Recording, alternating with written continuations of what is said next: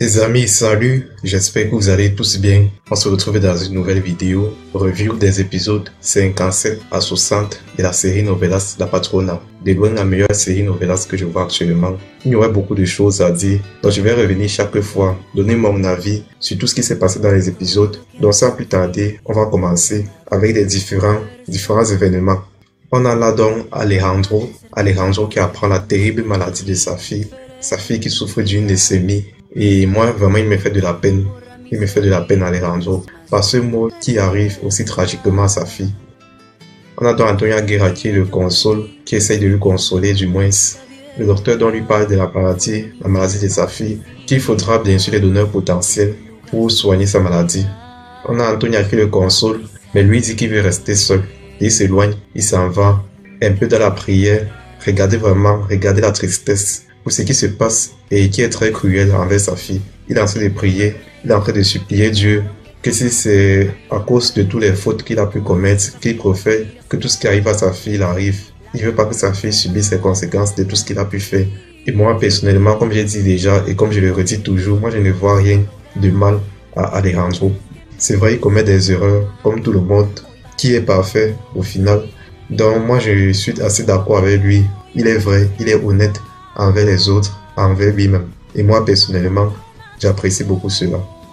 On a la mère de Max étant derrière. Elle écoute tout ce qu'il dit, toute la culpabilité aussi qu'il ressent envers le mal qu'il a pu faire, surtout à Gabriela. Et elle est prise de compassion. Voilà, on a là Gertrudis qui s'est déguisée et qui était prête à s'en aller, à s'enfuir de la bande de loups, qui cherche à la faire du mal, à la faire disparaître pour tous les secrets, pour tout ce qu'elle connaît les concernant. On a ainsi Véronica, qui accueille Valentina. Valentina qui est venue prendre des nouvelles de Cecilia. Cecilia qui vit désormais avec Gabriela. Véronica qui a été séduite par son authenticité, par sa vérité, par son innocence aussi. Et il ne faut pas se mentir, elle va aussi utiliser Cecilia pour se rapprocher de David et aussi pour permettre à David d'échanger, éjecter hors de lui, comme elle dit, le venin qui a pu être mis en lui par Antonia Guerra. Et juste là, on a Cecilia, toute contente, avec Valentina. Elle se promène. Il faut connaître que Cecilia connaît la vérité désormais. Bon, pas toute la vérité, mais elle connaît du moins l'existence de Lucho, de Gaston, de Constanza, comme des amis de Véronica. Il y en a ici la mère de Max qui est venue parler à Véronica d'Alejandro. On a vu plutôt comme elle a vu Alejandro qui se confessait, j'ai envie de dire, et qui priait pour sa fille surtout, qui priait pour le rétablissement de sa fille. Elle vient dire à Véronica qu'elle ne pense pas qu'Alejandro soit une mauvaise personne, qui regrette tout ce qu'il a pu la faire. Elle a trouvé en train de pleurer pour le rétablissement de sa fille, de sa pauvre fille malade. Gabriela qui fait toujours la dure, elle ne veut pas accepter que Alejandro, du moins, regrette tout ce qu'il a fait. Elle veut toujours lui mettre du mauvais côté. Je pense qu'elle fait ça un peu pour se protéger de succomber, j'ai envie de dire, à ses sentiments qu'elle a encore pour Alejandro. Que cela n'empiète d'une certaine manière sur sa reine, sur son idée de vengeance qu'elle a envers tous ses ennemis. Irène qui parle à Alejandro, qui lui reproche une fois de plus, encore et encore, son aventure qu'il a eue avec sa sœur Patricia. Elle est toujours en colère. Alejandro lui dit qu'ils doivent d'abord penser au bien-être de leur fille et laisser cela un peu derrière eux. On a Véronica qui arrive. Elle est prise de compassion, d'amour surtout, on sait tous, et aussi de tendresse envers Alejandro pour tout ce qui se passe avec sa fille et qui est assez triste. Voilà, on a Antonia Guerra comme toujours, à ses habitudes, en train de chercher à manipuler Valentina. Elle cherche à la faire sortir avec celui qui a le visage d'un abruti, comme Lucho l'avait dit. Je rigole, de Alberto Espino. Donc, elle est en train de le manipuler pour qu'il sorte avec Valentina, juste pour le plaisir de s'emparer de sa fortune, de la fortune que sa grand-mère, sa défunte grand-mère, lui a laissée. Et on sait Valentina, elle est encore en colère, très en colère contre Max, pour ce qu'elle croit avoir vu. On a Alberto qui profite, qui essaye de se rapprocher d'elle. Alejandro parle tendrement à sa fille. Surtout, il faut le dire, un bon père pour sa fille. Derrière, Véronica Véronica qui les entend. Je comprends pas sa résistance, elle cherche à résister, à trouver des excuses pour dire qu'Alejandro est du mauvais côté, pour dire qu'elle n'aime pas Alejandro. Elle se bat constamment avec ses sentiments. Ici, c'est un autre épisode.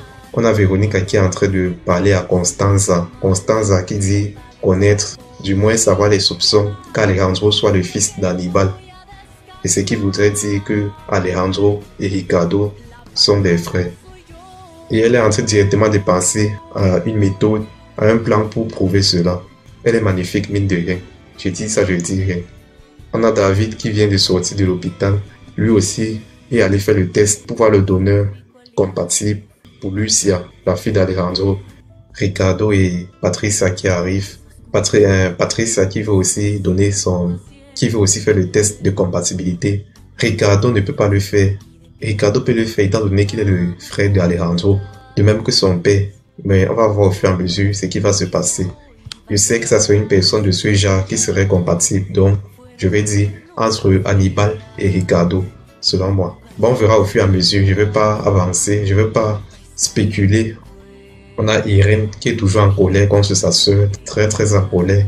Ricardo de même qui est en colère contre Alejandro. Cecilia qui est désormais chez Véronica et qui étudie. Elle a des professeurs personnalisés. Sa tante est venue la rendre visite et sa tante remercie Véronica de son accueil, de sa charité, de son hospitalité envers Cecilia. Et elle lance une phrase déplacée qu'elle n'est pas comme le monstre qu'est Antonia Guerra. Juste après tout déjeuner, elle s'en va. Il faut quand même avouer qu'elle est très ravissante. Pas pour dire qu'avant elle n'était pas ravissante. Antonia Guerra avec le médecin, elle qui a peur de faire le test, qui a envie de dire stupide, une meurtrière, un assassin qui a peur, ne serait-ce que d'une piqûre, pour le prélèvement, pour le test de compatibilité. C'est vraiment honteux. Et en plus pour sa petite fille, Alejandro qui arrive et il veut se rassurer que Guerra, comme il l'appelle, veuille bien faire le test de compatibilité.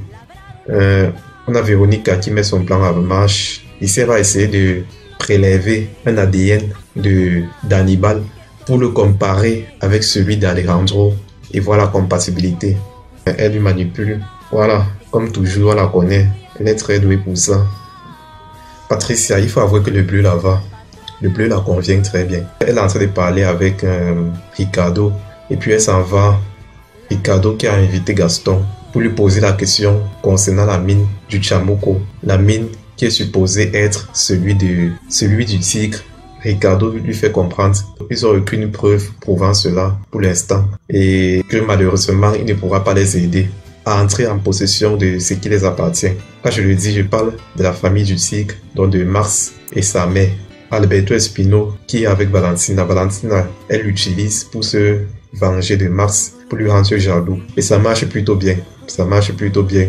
Ça m'énerve parce que je déteste personnellement cet Alberto Espino. Elle peut même sortir avec notre homme. On a Mars qui vient tout de suite faire part de ses inquiétudes, de cette relation qui est en train de naître entre Alberto et Valentina. Il fait part de cela à Gabriela, à Véronica, qui lui dit de garder son sang-froid, qui continue à essayer de la récupérer. David qui vient rencontrer Cecilia. Et ici on a Irene et Alejandro devant leur fille malade. Qu'est-ce que c'est triste, qu'est-ce que c'est triste. C'est vraiment triste. La fille doit avoir 5 ans, seulement 5 ans. On a Véronica qui vient consoler Alejandro, prise de compassion, de tendresse, tout ce qu'on veut. Mais on sait qu'au fond de cela se cache l'amour. Ça ne traîne pas, ça ne traîne pas, ça ne traîne pas. Elle lui coupe une chevelure pour bien sûr faire le test de compatibilité avec l'ADN qu'elle a prélevé à Hannibal sur le verre dans lequel il est en train de boire. Sûrement bientôt tout cela va se confirmer qu'Alejandro est bel et bien le fils d'Hannibal. On passe aux épisodes 59 et 60.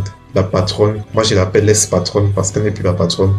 Antonia Guerra qui est en train d'interroger sur le fait qu'il est en train de reprendre les informations concernant l'explosion de la mine. Elle demande aussi avec qui il est en train de parler. Et là, ils essaient de le torturer pour soutirer les informations. On a Alejandro avec Ricardo et avec Jacqueline qui sont en train de parler. Alejandro qui est désormais le nouveau directeur de la mine du Chamuco. Lui, il est en train de porter plainte parce qu'il s'est rendu compte de plusieurs fraudes, d'un manquement de fonds. Il est en train de porter plainte contre Ramon et contre l'ancien directeur qui était Alberto Espino. Là, on est en train de lui soutirer les informations et il finit par révéler le nom de la personne avec qui il était, dont Lucio Vampa. Après la terrible nouvelle, on a Alejandro qui console Irène. Une nouvelle est sortie, personne n'est compatible avec Lucia, leur fille. Donc ils vont devoir trouver un autre moyen pour la sauver. Juste après, je vous le mets, on a Patricia qui demande à Hannibal, parce qu'elle connaît, rappelons-nous qu'elle connaît qu'il est le père d'Alejandro. Elle lui demande d'aller faire aussi son examen pour voir s'il est compatible avec sa petite fille Lucia. Il finit par accepter. Gaston qui est en train de discuter avec Lucio qui veut s'en aller parce qu'il ne supporte plus l'indifférence de Véronica en son égard.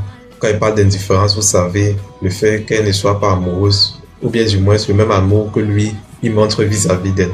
On a Jacon qui appelle Antonia Guerra pour la parler de la plainte qu'Alejandro a portée envers Ramon et Alberto Espino.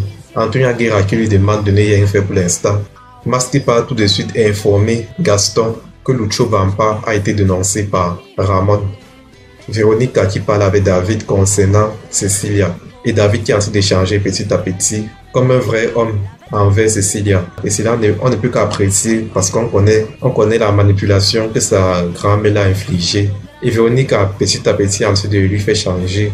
J'ai même pas envie de dire Véronica, j'ai envie de dire Cecilia. J'ai envie de dire Cecilia est en train de lui faire changer. Elle est en train de lui faire changer petit à petit. Et on retrouve un nouveau David. Qu'est-ce qu'elle est magnifique. Elle rencontre ainsi David. Elle essaie toujours un peu de lui repousser. Elle ne se laisse pas faire facilement. C'est très appréciable. Merci à vous d'avoir suivi entièrement. Abonnez-vous à la chaîne si ce n'est pas encore fait. On se retrouve très bientôt. Prenez soin de vous, c'est le plus important. Au revoir.